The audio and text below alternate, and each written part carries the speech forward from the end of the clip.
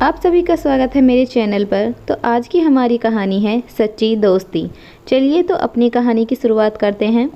एक बार की बात है कि एक राजा और उसका वजीर दोनों बहुत मुश्किल में थे, क्योंकि दोनों के कोई भी बेटा नहीं था। दोनों की यह एक सी मुश्किल उन दोनों को एक दूसरे के और करीब ले आई थी। वे एक दूसरे के साथ ही में खुश रहते। दोनों अलग अलग तो बस कभी कभार ही दिखाई पड़ते। जहाँ राजा रहता वहीं उसका वजीर भी रहता, और जहाँ वजीर रहता राजा भी वहीं मिलता।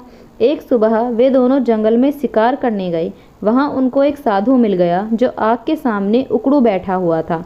लगता था कि वह पूजा कर रहा था, क्योंकि उसने आने वालों की तरफ देखा ही नहीं। राजा बोला, चलो चलकर इससे बात करते हैं, हो सकता है कि यह भला आदमी हमारा कुछ काम कर दे। सो दोनों ने उसके सामने लेटकर उसको प्रणाम किया और अपना दुखड़ा रोया। सिर नीचे झुकाए झुकाए ही साधु बोला, तुम दुखी मत हो, तुम लोग दुखी बिल्कुल मत हो। लो ये 2 आम ले जाओ, एक आम तुम अपनी पत्नी को खिला देना और यह दूसरा आम दूसरे की पत्नी को खिला देना। तुम दोनों की पत्नियों के बच्चे हो जाएंगे।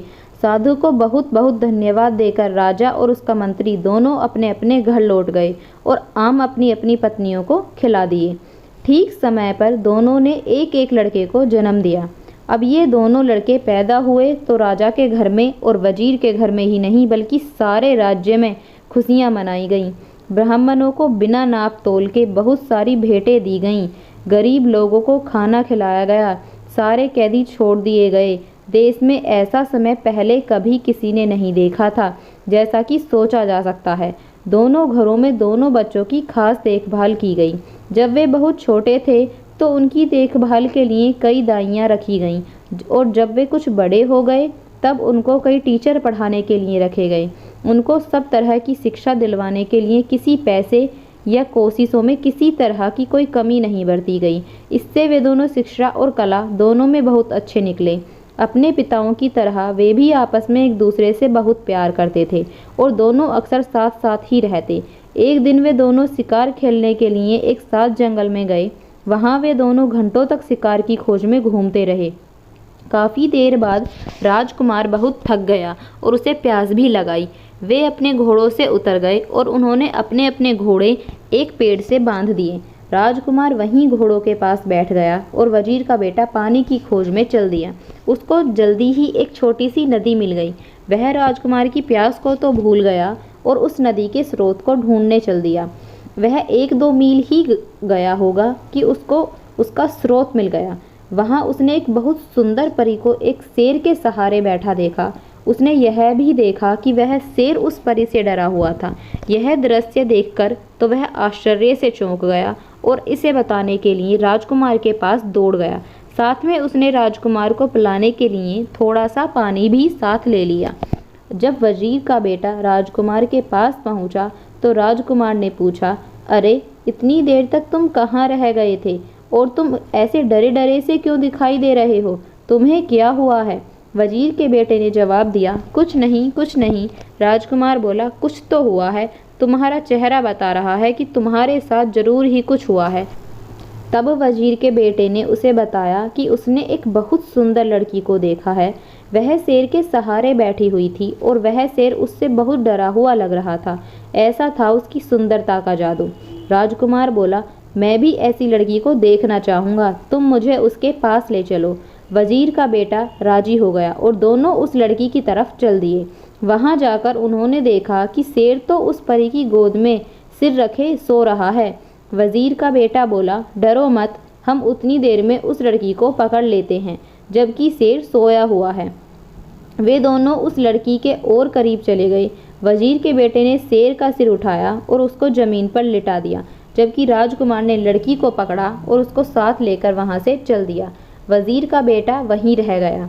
जब शेर जागा तो वह वहाँ वजीर के बेटे के अलावा किसी और को न देखकर बोला, अरे वह परी कहाँ गई? वजीर का बेटा बोला, मेरा दोस्त उसको ले गया है। शेर बोला, तुम्हारा दोस्त? तुम उसको अपना दोस्त कहते हो जो तुमको मरने के लिए यहाँ छोड़ गया है? वह तुम्हारा दोस्त नहीं, वह तो तुम्हारा सबसे बड़ा दुश्मन है। कोई सच्चा दोस्त इस तरीके से अपने दोस्त के साथ नहीं करेगा जैसा उसने तुम्हारे साथ किया है। अब मैं तुम्हें सच्चे दोस्तों की एक कहानी सुनाता हूँ। एक बार की बात है कि 3 दोस्त थे। एक राजकुमार था, एक ब्राह्मण था और एक बढ़ई था। इन तीनों के पास अपनी अपनी खास चतुराई थी। राजकुमार मुश्किल से मुश्किल और पेचीदा से पेचीदा मामलों को बहुत जल्दी सुलझा देता था। ब्राह्मण मरे हुए आदमी को जिंदा कर सकता था और बढ़ई चंदन की लकड़ी का एक ऐसा घर बना सकता था जो उसके मालिक के कहने पर कहीं भी जा सकता था। एक दिन ब्राह्मण और उसके माता पिता में कुछ कहासुनी हो गई तो उसके माता पिता ने उसे घर से निकाल दिया। इस परेशानी के समय में वह अपने दोनों दोस्तों के पास पहुंचा और जाकर उन्हें सब हाल बताया। उसने उनसे कहा कि वे उसके साथ किसी दूर देश चलें।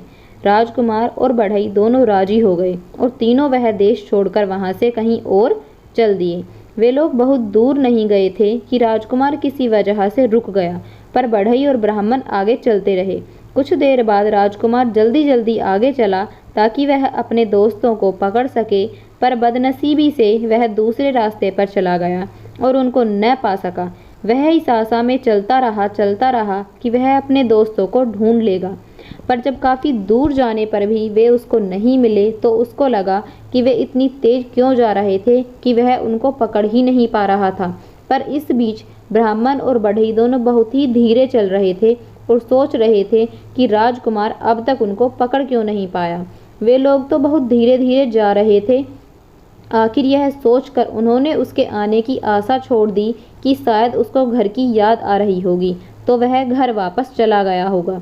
चलते चलते राजकुमार एक बहुत बड़े मैदान में आ निकला जिसके बीच में एक बहुत बड़ी और शानदार बिल्डिंग खड़ी थी। उसने सोचा, यहाँ कौन रहता है?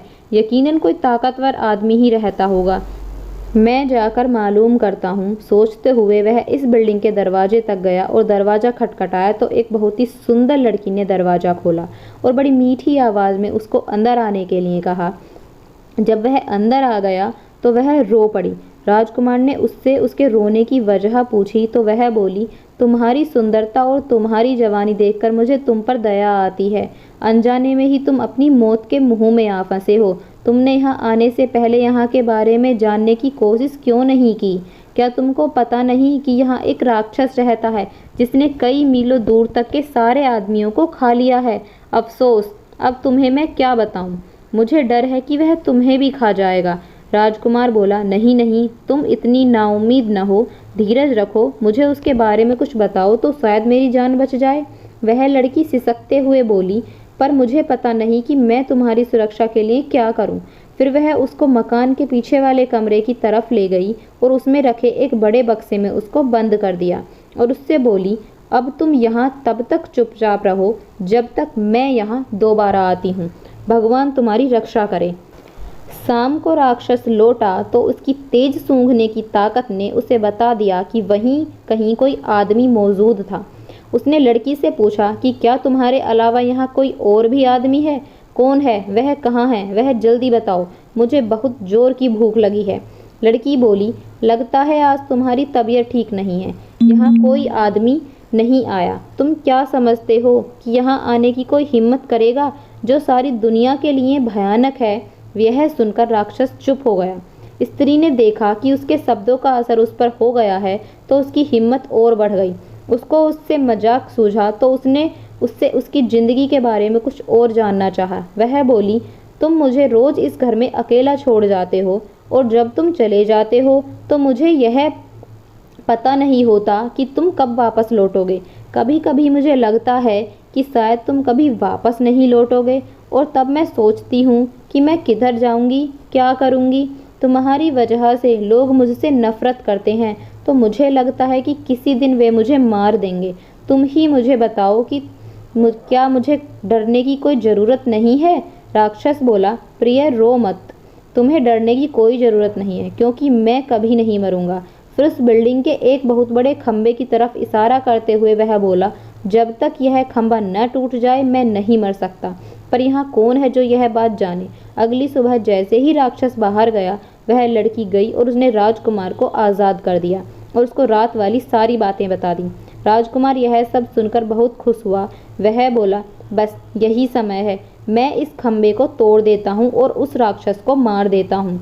ऐसा कहकर उसने खंबे को मार मार कर तोड़ दिया। जब तक उसके सैकड़ों टुकड़े न हो गए। ऐसा लग रहा था कि राजकुमार की हर चोट सीधी राक्षस पर पड़ रही थी, क्योंकि जैसे ही वह खंबे को मारता था, राक्षस बहुत जोर से चिल्लाता था। जब खंबा टूटकर गिर गया तो राक्षस भी मर गया।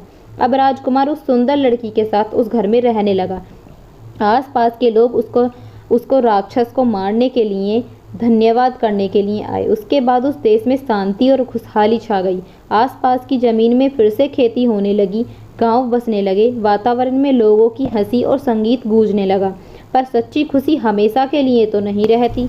एक दिन वह लड़की अपने घर की एक खिड़की के सामने अपने बाल संवार रही थी। बाल संवार कर कंघी उसने खिड़की की दीवार पर रख दी कि एक कौवा वहां आया और उस कंघी को लेकर उड़ गया। वह उसको बहुत दूर समुद्र के पास लेकर उड़ गया और वहां जाकर उसको पानी में गिरा दिया। वहां उसको एक बड़ी सी मछली ने निगल लिया और इस मछली को इत्तेफाक से एक मछियारे ने पकड़ लिया। उसने देखा कि मछली बहुत बढ़िया थी, सो उसे वह राजा के महल में राजा के खाने के लिए दे आया। जब रसोइया मछली साफ कर रहा था तो उसको उसके पेट में एक कंघी मिली। उसको यह बड़ा अजीब सा लगा, सो वह उसको राजा के पास ले गया। राजा ने जब वह कंघी देखी तो उसने उसके मालिक से मिलने की इच्छा प्रकट की। उसने चारों तरफ अपने आदमी भेजे कि वह उस कंघी वाली का पता लगा कर लाएं और उसको बहुत बड़ा इनाम देने का वायदा किया, जो उसे उसके पास ले जाएगा। कुछ समय बाद एक स्त्री मिली जिसने कहा कि वह उस कंघी को पहचानती है और उसने यह वायदा भी किया कि वह उस कंघी की मालकिन से राजा को मिलवा देगी। वह राजकुमार की पत्नी से मिली और बहुत जल्दी ही उनके परिवार में घुल मिल गई। इतनी ही नहीं बल्कि उसको घर में रहने के लिए भी बुला लिया गया, जो उसने तुरंत ही स्वीकार कर लिया। उसने देखा कि जब तक राजकुमार जिंदा है तब तक वह अपने उद्देश्य में सफल नहीं हो सकती, तो उसने राजकुमार को जहर दे दिया और हकीम को रिश्वत देकर उसकी पत्नी से यह कहलवा दिया कि वह अपनी मौत ही मरा है। उफ! राजकुमार की पत्नी तो राजकुमार की मौत पर बहुत दुखी हुई और बहुत रोई। उसको इतना दुखी होने पर तो लोगों को लगा कि वह तो मर ही जाएगी, पर उसने उसकी लाश को नहीं छोड़ा। उसने उसको एक मजबूत बक्से में बंद करके अपने प्राइवेट कमरे में रख लिया। उसने अपने पति से उसके दो दोस्तों के बारे में अक्सर सुना था कि वे क्या कर सकते थे। उसको यह आशा थी कि एक दिन वह उनसे जरूर मिलेगी और अपने पति को जिंदा करवा लेगी। जैसे ही उस स्त्री को मौका लगा, उसने उस लड़की को उसका घर छोड़ने के लिए और अपने साथ रहने के लिए कहा कि वहाँ तो वह काफ़ी परेशान थी। कुछ दिन वह वहाँ से कहीं दूर रह लेगी तो उसको थोड़ी शांति मिल जाएगी। लड़की राजी हो गई और उसके साथ चली गई। अपने घर आते ही उस स्त्री ने राजा को खबर की कि वह अपने उद्देश्य में सफल हो गई है। राजा वहाँ आया, उस लड़की को जबरदस्ती अपने महल ले गया और उससे प्रार्थना की कि वह उसके साथ उसकी रानी बनकर रहे। लड़की बोली कि वह उससे शादी तो कर लेगी, पर उसको 6 महीने का समय दिया जाए, क्योंकि उसके पंडित ने उससे ऐसा करने के लिए कहा था। राजा यह सुनकर बहुत खुश हुआ और उस दिन का इंतजार करने लगा जब वह दिन आएगा जब वह उस लड़की से शादी कर पाएगा। उसके लिए उसने एक छोटा सा महल सड़क के किनारे बनवा दिया था। वह उसी में अकेली रहती थी। इस बीच वह लड़की भगवान से यह मनाती रही कि उसके पति के दोनों दोस्त कहीं से उसे मिल जाएं तो वह इस राजा से शादी करने से बच जाए। वह हर जगह पूछताछ करती रही। वह हमेशा अपनी खिड़की पर ही बैठी रहती और इस आशा में बाहर की ओर तरफ देखती रहती कि शायद वे दोनों वहां से कभी गुजरें। एक दिन उसने 2 आदमी अपने घर की तरफ आते देखे तो उसने उनसे पूछा, आप लोग कौन हैं और कहाँ से आए हैं? वे बोले, हम लोग यात्री हैं और काफ़ी यात्रा करने के बाद यहाँ तक पहुँचे हैं। हमारो साथ हमारा एक दोस्त राजकुमार भी था, पर अब वह खो गया है। हम उसी को ढूंढते हैं। लड़की बोली, आप अंदर आइए और थोड़ा आराम कीजिए, फिर मुझे अपने खोए हुए दोस्त के बारे में कुछ बताइए। शायद मैं आपके खोए हुए दोस्त को ढूंढने में आपकी कुछ सहायता कर सकूं। सो वे दोनों महल में चले गए और उस लड़की के पास बैठकर उन्होंने उसको अपनी सारी कहानी बताई। लड़की बोली, भगवान का लाख लाख धन्यवाद है कि आप लोग यहाँ हैं, पर मुझे अफसोस है कि राजकुमार तो मर चुका है। ब्राह्मण बोला, उसकी आप चिंता ना करें, मैं उसको जिंदा कर लूँगा। भगवान का लाख लाख धन्यवाद है कि हम ठीक जगह पर पहुँच गए। भगवान आपकी हर इच्छा पूरी करे। आप हमें राजकुमार का शरीर दिखा दीजिए। लड़की बोली, पर जरा ठहरिए, हमको बड़ी सावधानी से काम लेना है। इस देश के राजा को मुझसे बहुत प्यार हो गया है। मेरी प्रार्थना पर वह शादी के लिए 6 महीने तक मेरा इंतजार करेगा। 6 महीने पूरे होने वाले हैं और 6 महीने पूरे होते ही वह मुझको यहाँ से ले जाएगा। हम लोगों को बहुत ही सावधानी से काम करना है, क्योंकि राजा ने मेरे चारों तरफ बहुत सारा पहरा लगा रखा है। जो कुछ भी यहाँ होता रहता है, ये पहरेदार जाकर राजा को सब बताते रहते हैं। मुझे यकीन है कि आपका यहाँ होना भी राजा को पता चल गया होगा। अब देखना यह है कि हम यहाँ से निकलें कैसे। बढ़ई बोला, मैम आप डरिए नहीं। अगर आप मुझे जरा सा चंदन की लकड़ी का टुकड़ा ला दें तो मैं उससे एक ऐसा महल बना दूंगा जो उसके मालिक की इच्छा पर इधर से उधर आ जा सकेगा। लड़की बोली, ठीक है, मैं देखती हूँ। इसी समय उस लड़की ने एक दूत राजा के महल की तरफ एक संदेश लेकर भेजा। मैंने आपसे शादी करने का फैसला किया है। हमारी शादी का दिन पास आ रहा है। आप मुझसे खुश रहें। आप मुझे 300 मन चंदन की लकड़ी भिजवा दें। राजा ने तुरंत ही उसकी बात मानकर उसको 300 मन चंदन की लकड़ी भिजवा दी और बढ़ई ने उससे मकान बनाना शुरू कर दिया। जब मकान बनकर तैयार हो गया तो लड़की ने राजा को एक संदेश और भेजा। ओ भले शानदार राजा, हमारी शादी का दिन अब और पास आ रहा है। अब तो आप मेरी भाभी और ननद को यहाँ तुरंत आने की इजाज़त दें। मैं अपनी शादी के बारे में उनसे कुछ सलाह लेना चाहती हूँ। राजा ने उसकी यह प्रार्थना भी मान ली। जैसे ही वे दोनों स्त्रियां उस लड़की के पास चंदन के मकान में पहुंची, वैसे ही बढ़ई ने उस मकान को राक्षस के मकान के पास जाने के लिए कहा। वहां उनको राजकुमार मिल जाता और वे लोग राजा से दूर आराम से रहते। बढ़ई के कहते ही चंदन का मकान उड़ चला और वह इतनी बेआवाज़ उड़ा कि किसी को पता ही नहीं चला कि क्या हो रहा है। वे सब तो बस उसकी बनावट की ही तारीफ करने में लगी थी कि अचानक उन्होंने अपने आप को मरे हुए राक्षस के महल के पास पाया। लड़की ब्राह्मण को राजकुमार की लाश के पास ले गई। ब्राह्मण ने बस उससे अपना हाथ छुआया कि वह जिंदा हो गया। सब लोगों में खुशी की लहर दौड़ गई। राजकुमार की शादी लड़की से करा दी गई। बाद में पता चला कि वह तो उस समय के एक बहुत बड़े ताकतवर राजा की बेटी थी। राजकुमार के दोनों दोस्तों बढ़ई और ब्राह्मण की शादी राजकुमार की ननद और भाभी से करा दी गई। सब लोग राक्षस के मकान में बहुत दिनों तक खुशी खुशी रहे। शेर ने अपनी कहानी खत्म करते हुए कहा, ओ वजीर के बेटे, जैसे वे ब्राह्मण और बढ़ई उस राजकुमार के दोस्त थे, वैसे लोग ही दोस्त होते हैं। राजकुमार की तो तुम बात मत करो, जो खुद तो परी को लेकर चला गया और तुमको यहाँ मरने के लिए छोड़ गया, उसको तुम अपना दोस्त मत कहो। वह तुम्हारा दोस्त नहीं है। खैर, तुम मरोगे नहीं। मैं तुम्हें कोई नुकसान नहीं पहुँचाऊँगा। तुम अपने घर जाओ और शांति से रहो। और वजीर का बेटा वहाँ से चला गया। दोस्तों, आपको हमारी कहानी कैसी लगी कमेंट में ज़रूर बताएं और आपका दोस्त कौन कौन है उनके नाम भी बताएं। वीडियो को लाइक करें, चैनल को सब्सक्राइब करें और हमारी वीडियो को अपने दोस्तों के साथ शेयर ज़रूर करें। Thanks for watching.